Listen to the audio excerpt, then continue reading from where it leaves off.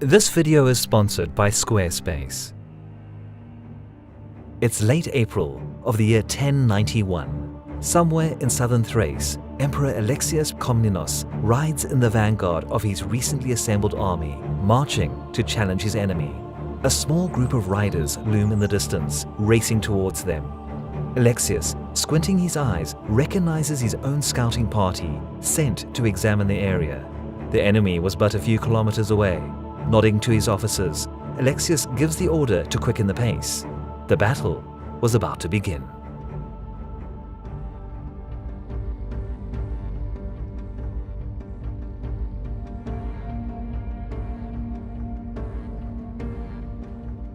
It's summer of the year 1086. After decades of weak rule of the Daukid dynasty and disastrous military defeats, the once mighty Eastern Roman Empire is teetering at its foundations. The imperial throne in Constantinople is held by Alexius, an emperor of the Komnenos noble family, who managed to overthrow the incompetent Daucus dynasty in a bloodless coup 5 years earlier. Although Alexius was considered a moderately skilled monarch, the extent of the rot within the Roman state that he had to face after his ascension was enormous. The Roman economy suffered from stagnation, severe inflation, and excessive spending. Moreover, the crippling defeat at Manzikert at the hands of Seljuk Turks 15 years prior deprived the Byzantine Empire of control within the vast lands of the Anatolian Plateau and brought to question their position as a leading power of the medieval world. But these were not the only problems facing Emperor Alexius, as he had to address the ever-increasing fragmentation of his state and quell frequent rebellions threatening his reign. It seemed abundantly clear that Alexius was ruling in interesting times on many different levels. Despite these problems, he somehow managed to survive the first couple of years and slowly carry the empire through this tumultuous time.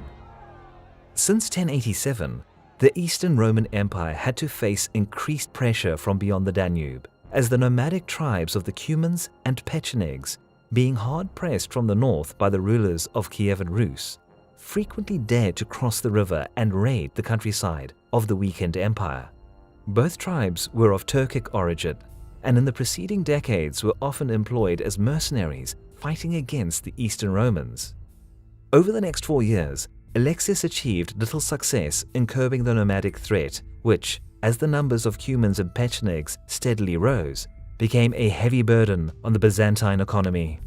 Yet the emperor was unable to defeat the constantly rising numbers of raiders in a pitched battle, as it was too risky to hope that roughly 20,000 Eastern Roman troops would be able to repel an army several times bigger, even if that number was inflated by women and children.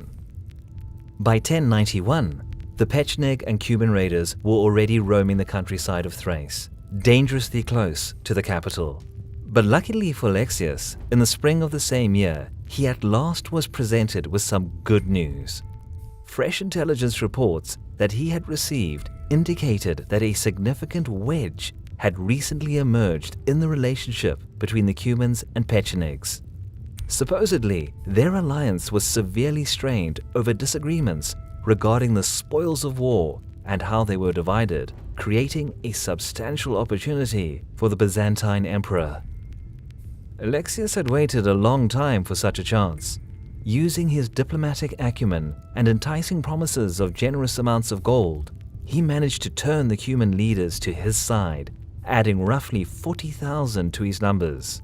Of course, just like the Pechenegs, the Cumans traveled with entire families, which made the actual number of soldiers somewhat lower. But still, Alexius managed to considerably increase the odds against the Pecheneg invaders.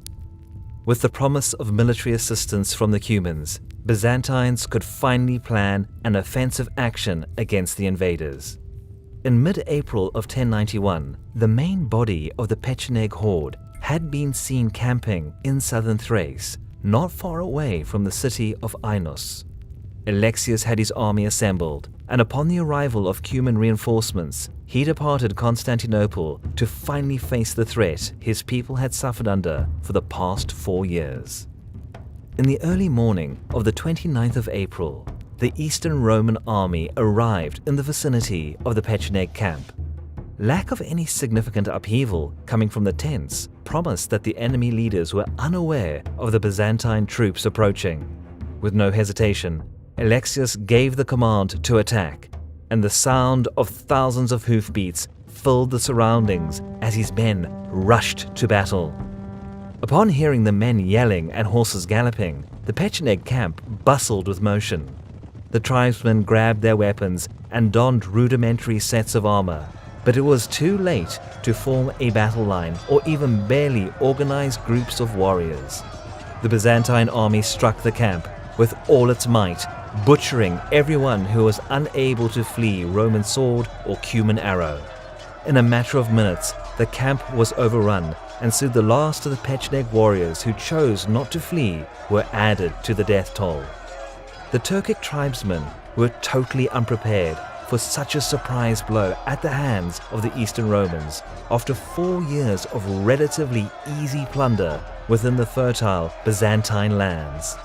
Their force was virtually wiped out, and all of the survivors were captured and placed into imperial service.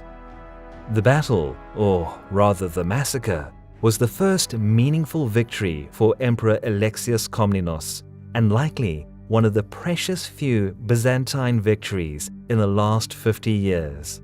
Alexius's ultimately successful struggle against the nomadic tribes from the other side of the Danube served as a landmark moment in the history of the Eastern Roman Empire. Not only had Alexius dispelled the Pecheneg threat inside the empire, but also profoundly contributed to the later demise of the Pechenegs as an independent tribe. The Battle of Levounion was a turning point for the Byzantine Empire. Alexius proved to be able to rise to the challenge in the hour of need and gained a much-needed boost to his popularity in the wake of the battle, which certainly helped ease his later reign. The time of Alexius Komnenos on the imperial throne, although still marred with difficulties, ended the destructive streak of inept emperors and sparked a new, bright era for the Eastern Roman Empire. This video is sponsored by Squarespace. If you're looking for a platform to build a web space that integrates functionality and versatility in a modular approach, then Squarespace is the ally you've been looking for.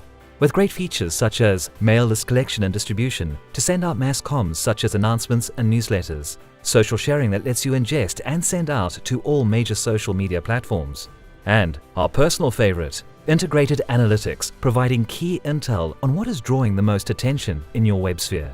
If you're looking to put yourself out there, create content, provide services, or just want to tell your own stories, then click the link in the description below. Visit squarespace.com/BazBattles, and not only will you be supporting our channel, but you will save 10% on your first purchase, helping you put yourself out there.